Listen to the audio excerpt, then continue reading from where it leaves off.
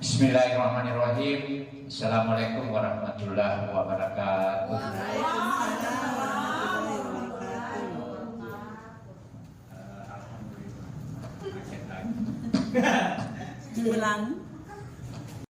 Ya, baik. Semoga ini yang menjawab salam ini diberikan ketenangan hidup. Amin. Kalau ada utang cepat dilunasi.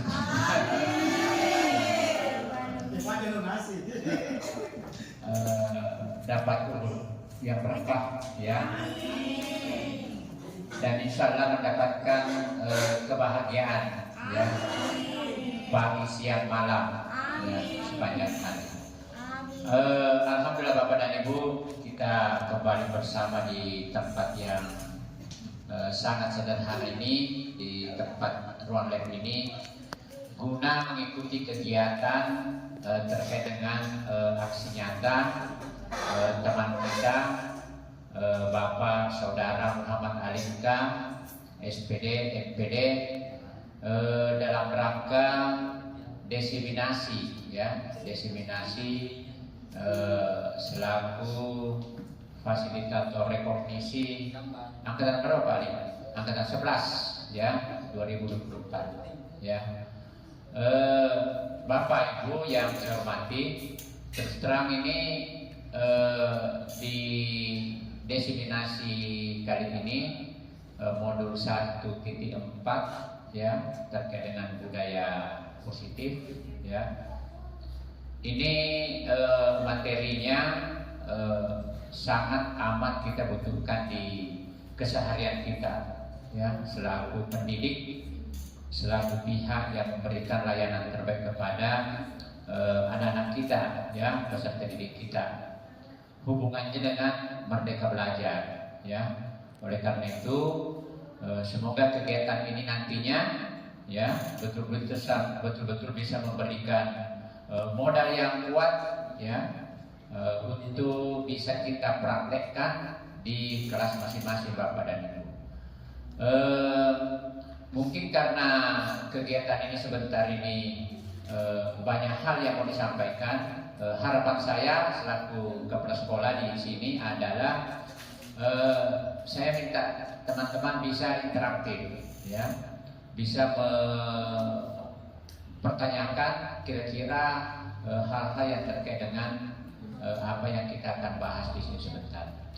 Mungkin itu sebagai pengantar Bapak dan Ibu ya, karena Pak Alimka akan menguraikan beberapa hal terkait dengan modul 1.4 ini. Demikian lebih dan kurangnya, mohon dimaafkan. Panggung saya silakan kepada Pak Alimka. Silakan Pak.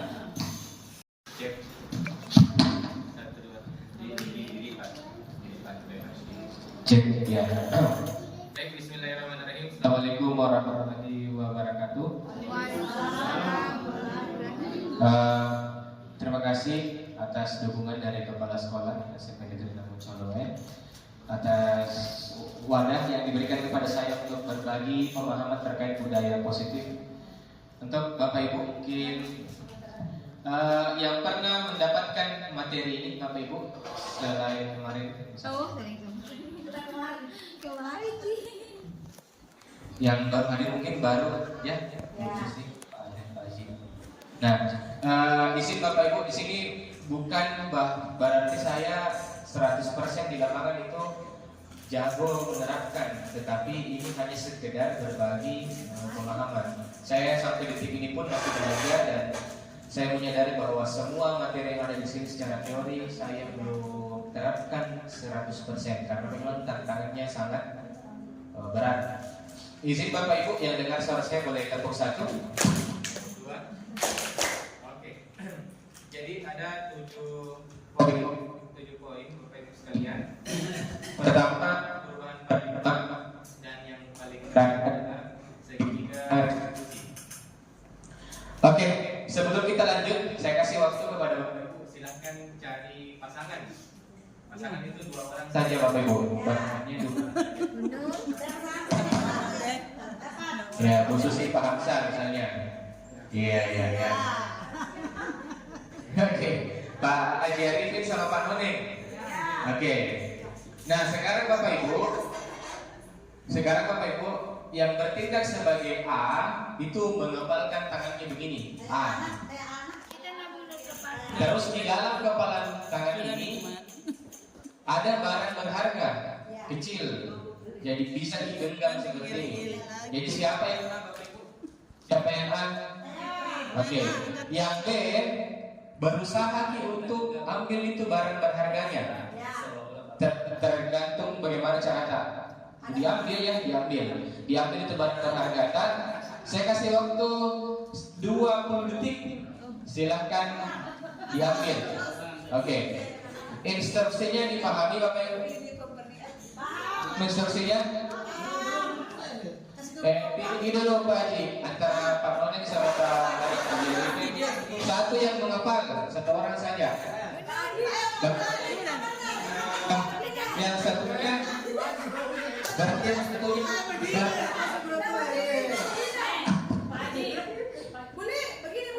ya. Jadi berusaha mengambil, berarti Pak Noneng berusaha untuk ambil barang berharga di genggamannya Pak Haji Arifin. Berusaha ambil Oke. Waktu dimulai ketika saya sudah bilang 1, 2, 3, silakan. Waktu hanya 20 detik. Instruksinya dipahami Bapak Ibu? Sama bagi Ibu Susi. Ya Bu Ros. Siapa yang A? Ibu Susi A. Oke. Waktu 3, 2, 1, mulai.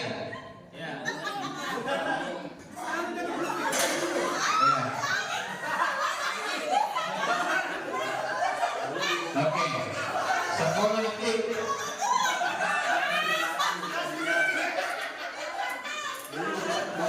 Oke, ada yang berhasil? Waktu selesai, sudah selesai. Tepuk tangan dulu untuk Bapak Ibu sekalian. Berhasil. Boros berhasil, Boros. Ini tidak berhasil. Terus Bu Susi juga harus kasih pindah tangan tak. Nah, oke. Apa tadi yang terjadi Bapak Ibu? Siapa tadi yang berusaha merampas? Angkat tangan. Lagi-lagi tangan tak? Oke. Ibu Susi disakiti. Pak Noneng bagaimana tadi Pak? Bagaimana cara tadi? Lebih caranya. Tapi Pak Haji Arifin kita kasih. Sesuai dengan debut juga, kemudian saya bertahankan. Iya. Oke. Nah, tapi dia berusaha dengan debut. Siap.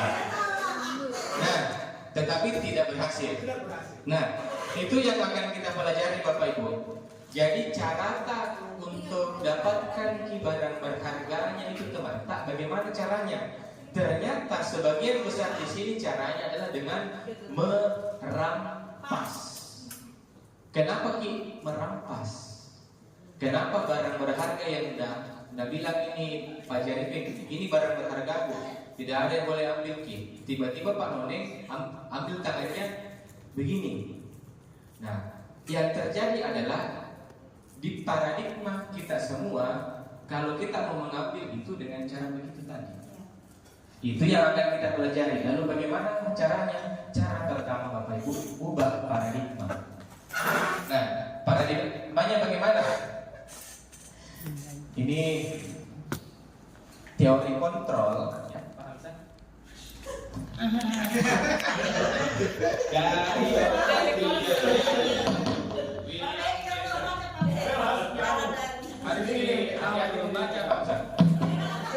Oke. Yang dipopulerkan oleh Dr. William Glasser. Apa maksudnya Bapak Ibu? Jadi sekarang ini Bapak Ibu termasuk saya yang tidak hadir kemarin angkat tangan. Oke, baik, terima kasih sudah saya. Oke. Bahwa dalam teori kontrol itu Bapak Ibu, kalau kita begini modelnya. Terkadang sekarang ini kita merasa bahwa kita yang sudut pandang tak baik. Tetapi yang dilakukan anak-anak sudut pandangnya salah. Siapa yang bilang itu? Kita. Padahal belum tentu. Nah sekarang ketika bapak ibu memarah-marahi anak-anak, kau intonna begini, kau kenapa kau begini, terus tahun depan lolos jadi tentara. Lalu kita bilang, oh gara-gara saya itu berubah, ibu nasihati. Ilusi. Itu semua bukan karena bapak ibu pada saat memarahinya. Ada faktor lain. Karena pada saat bapak ibu mengontrol anak-anak, membuat mereka bersalah, itu sebenarnya menurut teori kontrol hanyalah ilusi. Terus bagaimana pada caranya, kenapa itu anak sampai bisa meyakini bahwa ini yang benar dan ini yang bagus untukku? Kita akan pelajari di slide berikutnya sebentar. Sekarang Bapak Ibu termasuk saya, kita masih menggunakan paradigma stimulus respon. Apa maksudnya? Semua orang itu melihat hal yang sama. Jadi kalau saya bilang rambut panjang itu adalah pelanggaran, maka kita merasa bahwa murid ketika ada yang panjang rambutnya, murid itu salah. Kalau bicara tentang stimulus respon. Tetapi kalau bicara ke teori kontrol, setiap orang memiliki sudut pandang yang berbeda. Saya menganggap rambut panjang itu salah. Ada siswa sengaja rambut panjang karena tidak ada uangnya.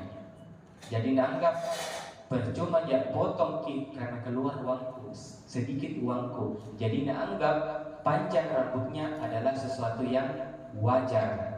Tiba-tiba di sekolah langsung menghakimi siswa, memarahi siswa. Kau kenapa panjang rambut? Cukur besok. Itu stimulus respon. Sedangkan teori kontrol mencoba untuk memahami kenapa rambut panjang kan.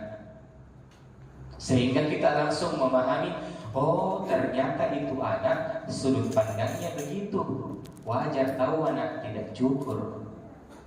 Lalu apa yang dilakukan guru? Tahan, kita simpan lagi. Pokoknya setiap slide ini saya terus memantik.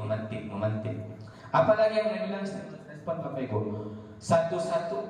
Maksud saya teori kontrol.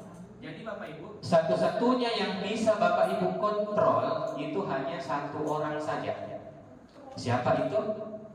Diri kita sendiri. jadi kita tidak bisa Kontrol orang lain. Mau merubah orang lain itu menjadi dari padi menjadi tomat, tidak bisa. Kita mau mengubah anak itu menjadi kalem, menjadi hyperaktif, tidak bisa. Karena yang bisa kita kontrol menurut teori kontrol itu hanyalah diri kita sendiri. Terus bagaimana nih caranya ini anak bisa nanti lebih baik daripada sebelumnya? Ada caranya. Tapi sebelum itu Bapak Ibu, kita pelajari dulu makna disiplin ini. Oke. Dalam budaya kita Bapak Ibu, disiplin itu sesuatu yang dilakukan seseorang pada orang lain untuk mendapatkan kepatuhan. Jadi kalau kita menuruti atau patuh terhadap sesuatu, maka kita disebut sebagai orang yang disiplin. Tetapi kadang kalau kita disiplin itu erat kaitannya dengan ketidaknyamanan. Sepakat? Bapak Ibu pernah merasa konsisten disiplin, tetapi pada saat disiplin terus tidak nyaman. Kira-kira apa contohnya? Tentu. Misalnya Pak. Kalau saya ya, terus saya ini kan kembali kepada pribadi. Iya. Kalau kita terbiasa ini persoalan kebiasaan, iya, tertanam di kita disiplin, misalnya tepat waktu, ya misalnya tepat waktu, Merasa nyaman. Iya. malah terbebani ketika kita menganggap bahwa saya melanggar ini. Iya. Ini arti luar disiplin. Ya. Disiplin itu kan, ya katakanlah kalau kita sebagai seorang pengajar, tim pengajar, kita misalkan sesuai dengan kesepakatan kita dalam organisasi kita. Iya. Nah, kalau kita tepat waktu kan kita punya disiplin. Iya. Saya kira nyaman saja. Oke. Kembali kepada pribadi, Pak. Kembali kepada pribadi, saya sepakat, Pak Haji. Iya. Oke. Dalam kondisi tertentu, kalau kita sudah menjadi biasa, maka tidak terlalu terbebani. Ada mungkin kasus seperti ini, Bapak Ibu. Kita sudah terbiasa Disiplin. tepat waktu datang ke sekolah. Iya. Tiba-tiba di internal keluarga itu ada anak sakit karena terbiasa mungkin disiplin bagaimana seharusnya ada sakit. Disitulah momen yang terjadi yang dimaksud ini. Iya, Tidak paham. nyaman Kak, karena muka disiplin tapi anak sakit. Iya, paham, Pak. Jadi dalam budaya kita Bapak Ibu seringkali terjadi kayak begitu karena jadi disiplin itu ada kecenderungannya kondisi tertentu kita tidak nyaman karena ada kondisi yang kayak begitu. Jadi apa pilihan tak? Nah, jelas. Anak Anak dulu. Anak dulu. Itu tergantung lagi kalau ada PNS sejati. Mungkin tepat waktu dan anaknya diserahkan ke mamanya. Oke. Nas. Jadi Pak Inka bagaimana Cara nasihati anak-anak supaya tidak kita marahi saja. Nah, caranya adalah kita memahami ada nilai-nilai kebajikan yang kita percaya secara universal. Bapak Ibu, kita sepakat. Apakah bergotong royong itu termasuk nilai positif? Ya. Positif. Apakah nilai toleransi itu positif? Positif. Apakah nilai menghargai itu positif? Positif. Dalam konteks budaya ada juga nilai tak. Di budaya Bugis Makassar ada juga nilai. Ada si pakatau, si pakainga, dan si pakalebih. Nah, jadi caranya untuk menasehati anak-anak hubungkan dengan nilai yang dia yakini. Iya. Misalnya, ada anak-anak yang meninju, memukul temannya, otomatis masuk di ruang tertentu, privat.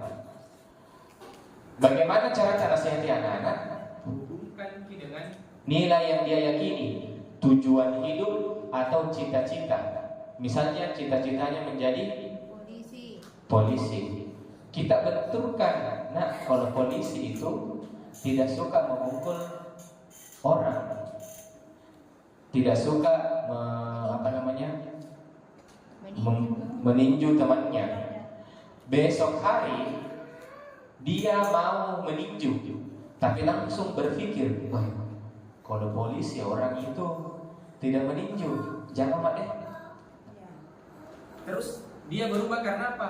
Bukan karena nasihat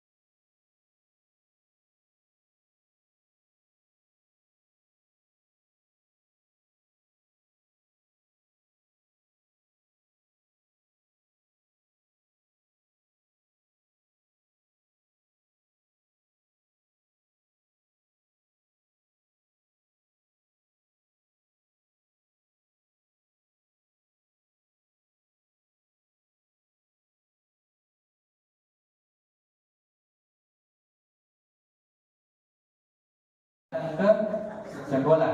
Hukuman atau konsekuensi? Hukuman. Jawabannya adalah Hukuman. hukuman. Karena berkaitan dengan fisik. Oke, Disuruh.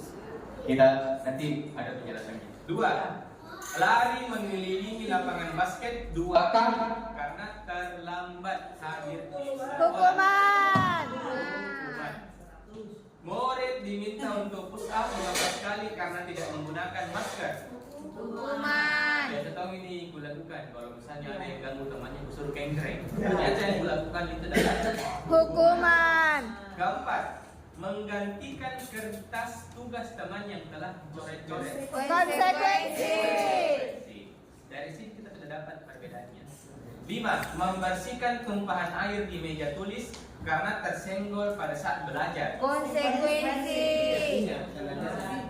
6. Meminta murid tidak mengenakan sepatu seharian di sekolah karena tidak menggunakan sepatu hitam. Hukuman. Terakhir, lari mengelilingi lapangan basket 2 kali karena terlambat 10 menit dalam pelajaran PJ. Konsekuensi. Mari kita lihat jawabannya. 100% benar. Apa bedanya hukuman dan konsekuensi? Hukuman bersifat tiba-tiba, spontan. Tiba-tiba kita mengajar, Agil nak kasih menangis temannya, langsung spontan. Apa nak bikin kau Agil? Dan sebenarnya dan spontan kita kemudian keluarkan nada tinggi, keluar ke sana, tidak usah masuk di kelasku. Dan itu hukuman, tidak masuk kelas.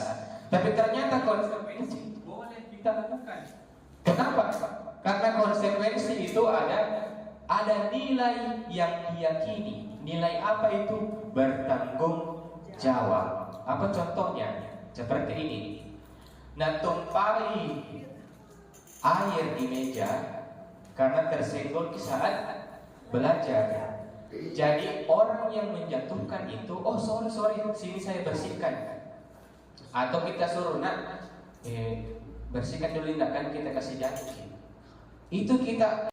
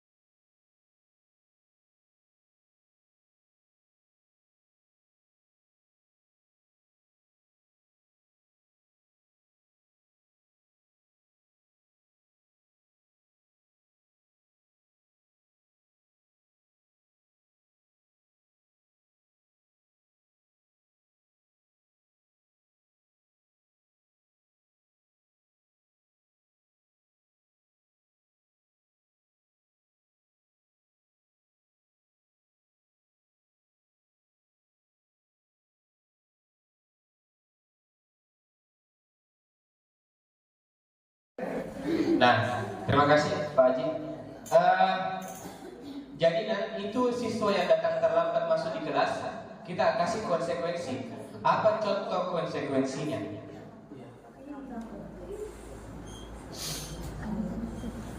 Saya pernah datang terlambat, kusuruh dulu berdiri, sudah itu kusuruh kengkreng, sudah itu duduk. Motivasiku pada saat itu supaya olahraga tidak mengantuk. Tapi ternyata itu keliru juga. Keliru juga.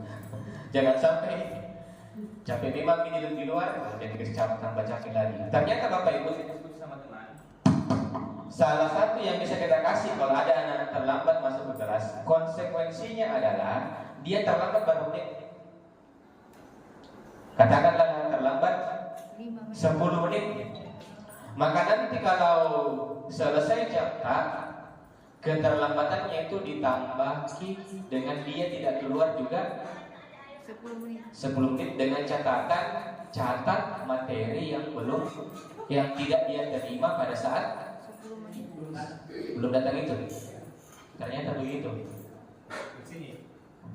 Salah satu dan masih banyak cara-cara yang lain. Selanjutnya Bapak Ibu, ada miskonsepsi di tengah-tengah kita ternyata.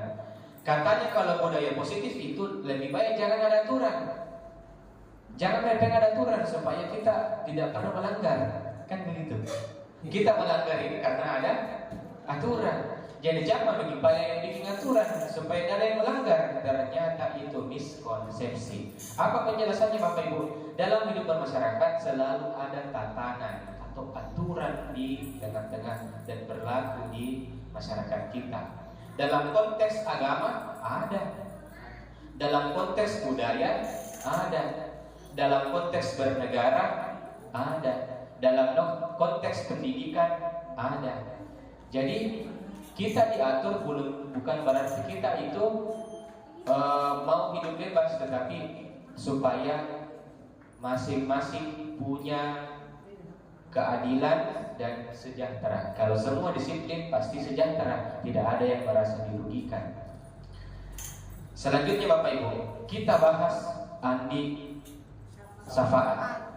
Sebelum kita melakukan treatment, yang harus kita lakukan adalah memahami kebutuhannya syafaat. Apa kebutuhannya? Dalam budaya positif ada 5.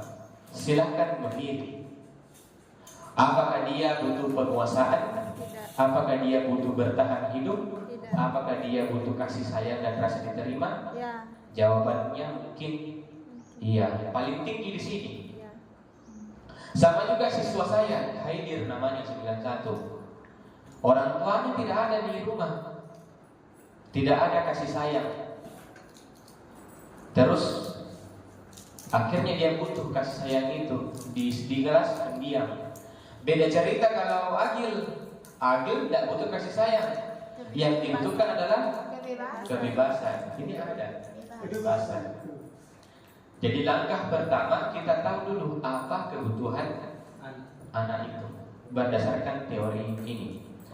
Mari kita lihat apa yang kebutuhannya syafaat.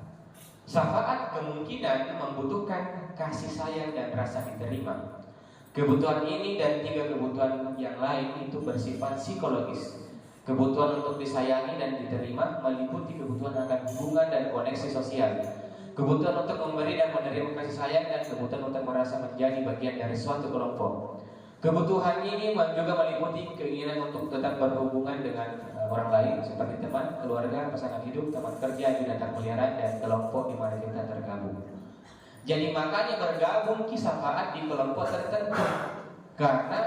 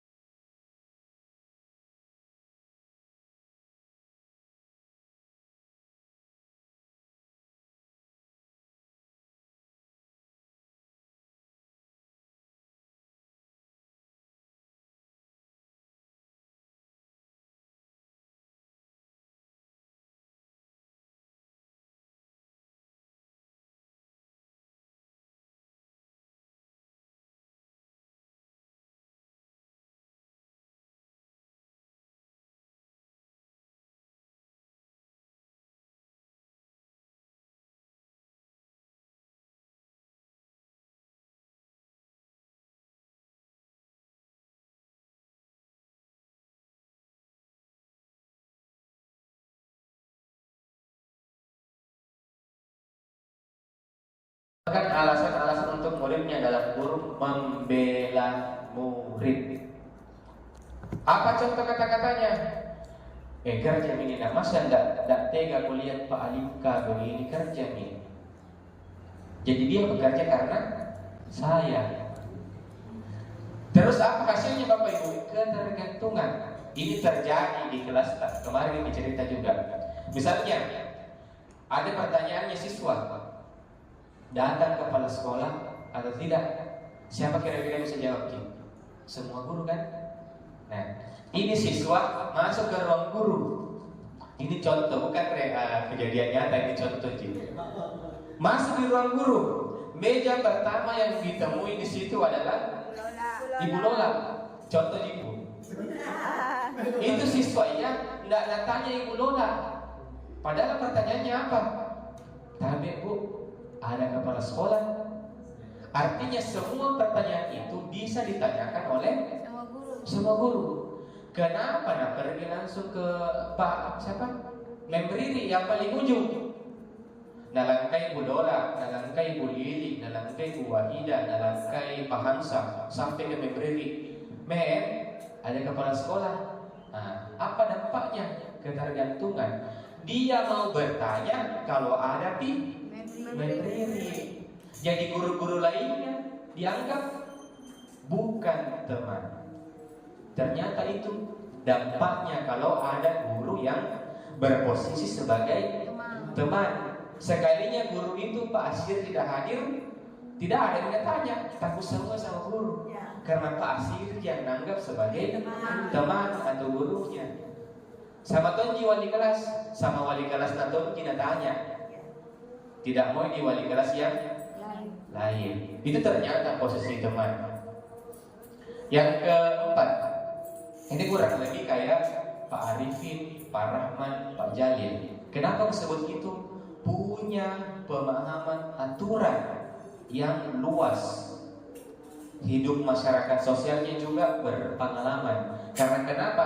Di sisi pemantau ini Pak Haji, Tabe dan teman-teman sekalian harus dipaham aturan.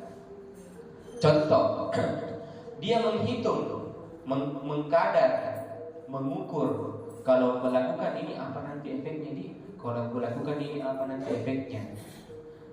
Terus dia selalu singgung apa peraturannya. Kita tidak menyalahkan murid, tetapi kita mendiskusikan di bagian mana kamu salah dan apa aturannya. Kenapa terlambat dan seterusnya, selalu merujuk pada aturan. Kemungkinan hampir semua di sini pasti pernah berposisi kayak begini, selalu dibenturkan dengan aturan. Terakhir, manajer ini posisi yang paling bagus. Kalau tadi Bapak Ibu ada siswa terlambat, apa tadi konsekuensinya?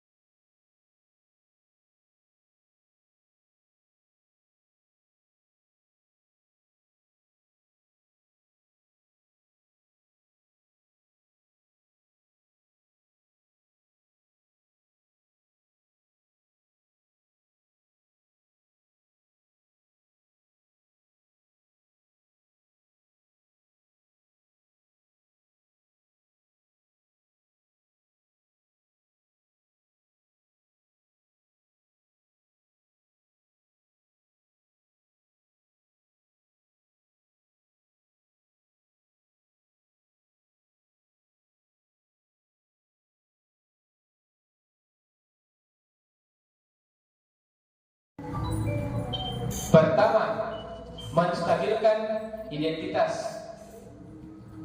Siapa bagus lagi dikasih jadi masalah yang dicari siswa tak yang bermasalah? Contoh. Keluar nih itu.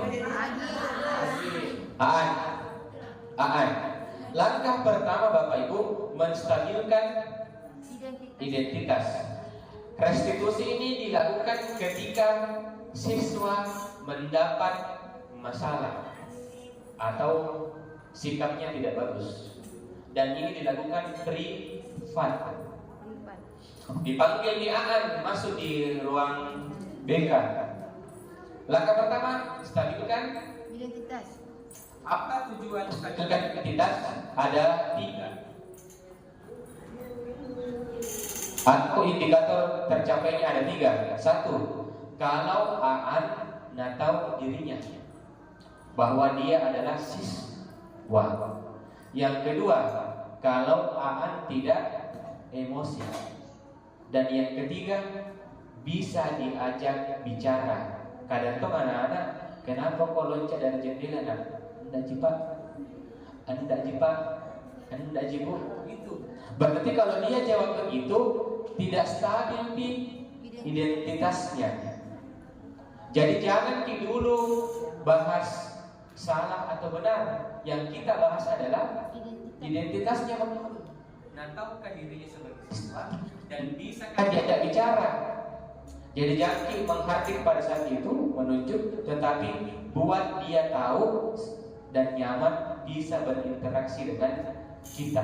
Bagaimana caranya? Kita sampaikan kalimat-kalimat pujian. Contoh, kenapa ada kalimat pujian dan ini anak salah? Susah kan? Bagaimana cara memuji anak yang salah? Ada yang tahu kalimatnya Bapak Ibu? Bagaimana cara memuji anak yang salah?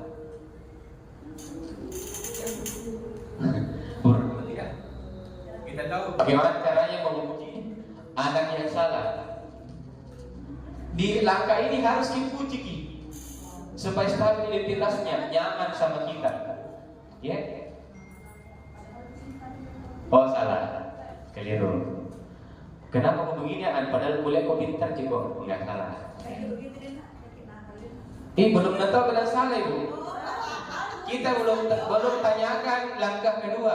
Langkah kedua itu validasi tindakan yang salah. Harus kita tahu salah ini, benar ini. Itu langkah kedua. Padahal langkah pertama ini baru stabilkan identitas. Buat nyaman dulu dengan cara memberikan pujian. Padahal dia salah. Apa contoh pujiannya? Misalnya, bukan jangan begitu nak. Jangan begitu nak itu langkah kedua. Apa contoh? Padahal rasanya kemarin. Kalimat pujiannya begini. Nak, manusia itu pasti ada salahnya. Oh gitu. Sudah satu. Manusia itu pasti berbuat salah. Tidak ada itu manusia yang benar terus. Pasti ada salahnya. Nanggap kami dirinya.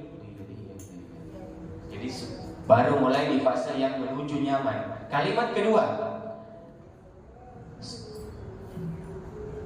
saya pernah menghadapi orang yang lebih nakal lagi daripada kau, tapi sukses.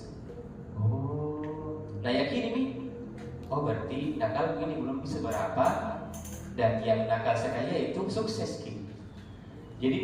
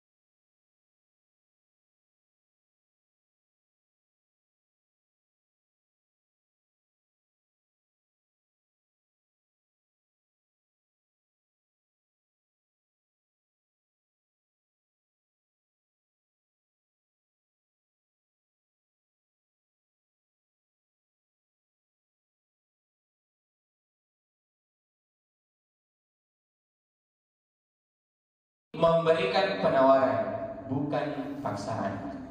Penekanannya bukanlah bagaimana perilaku itu menyenangkan orang lain, tapi menghindari ketidaknyamanan. Namun tujuannya adalah menjadi orang yang menghargai nilai-nilai kebajikan yang mereka pegang. Jadi yang kita ajarkan dalam budaya positif adalah dia tidak melakukan sesuatu karena untuk menghargai diri sendiri. Saya datang upacara bendera hari Senin, harus cepat-cepat datang ini, karena kalau tidak, nah mereka Pak pengawas itu takut. Tapi kalau menghargai diri sendiri, harus cepat-cepat datang ini karena saya harus menjadi teladan. Itu diri sendiri. Oke, sejauh ini Bapak Ibu kira-kira ada yang punya pertanyaan? Bu Lola, Bu Susi, Pak None, Zimurni juga bisa memberikan pertanyaan. Ini tapi terus sekarang ini materi baru kita dapat baru. Bu Lola baru. Ya, lagi-lagi garis bawah Bapak Ibu ya, saya tidak melakukan 100% benar seperti teori ini karena saya masih belajar. Kita semua masih belajar. Jadi kini sesinya hanya berbagi pemahaman saja. Ada pertanyaan Bapak Ibu?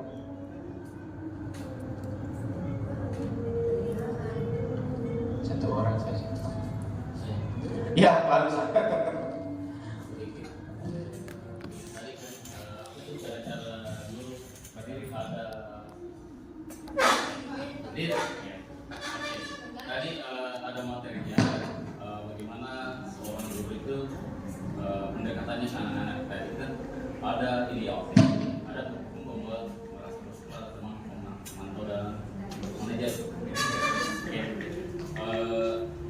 Ini kan kalau tadi paling suka mengatakan bahwa ini susunan yang paling bagus, yang paling bawah hukum, membuat merasa bersalah teman-teman dalam manajer, dan terbaik di sini adalah manajer. Begini, bagaimana saya begini ada yang begini, anak-anak kan karakternya itu berbeda-beda. Ada anak nanti berubah kalau didekat seperti ini, dianggap sebagai teman atau apa ya. Ada anak-anak nanti berubah kalau dihukum, anak-anak gitu. Jadi maksud saya ini kan hanya satu pendapat ya. Ini menurut siapa ini? Dr. William Lesa. Ini menurut Dr. William. Berarti ini belum bisa kita katakan bahwa ini absolut benar. Nanti bisa saja ada pendapat lain dengan melihat sesuaikan dengan karakter anak tersebut. Oke. Sudah. Baik. Ini pertanyaan keren. Kenapa menguji teori yang disampaikan oleh William Glasser? Dan Bapak Ibu perlu ketahui, tentu pemerintah sudah memikirkan matang-matang bahwa teori ini diberlakukan dan disampaikan ke guru penggerak. Jadi secara aturan sebenarnya pemerintah sudah paham bahwa ini cocok untuk budaya kita. Kita masuk pada konteks yang nabas tadi Pak Hamzah. Ada anak-anak berubah kalau dihukum. Ada anak-anak berubah kalau kita sebagai teman. Bapak Ibu, jawaban itu betul. Betul Pak. Ada anak-anak berubah? Ada. Tapi coba lihat, apakah sifatnya jangka pendek atau jangka panjang? Terus kalau dia berubah Pak Hamzah, misalnya Pak Hamzah sudah menghukum dia karena dia itu sering terlambat masuk kelas. Jadi dia datang ke sekolah, ke kelas di tepat waktu, tapi motivasinya apa Pak? Takut sama Pak Hamzah.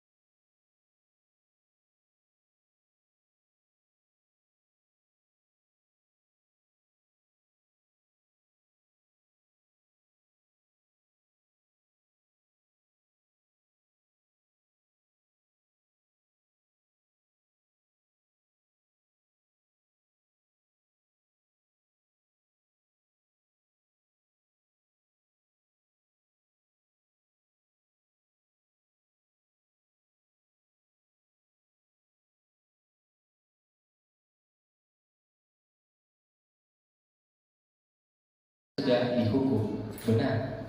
Tapi mari kita cross check dia berubah karena apa, motivasinya apa. Kalau tidak ada mungkin, bandel lagi. Maka kita harus membenturkan dengan keyakinannya supaya dihargai diri sendiri. Paham Ustaz?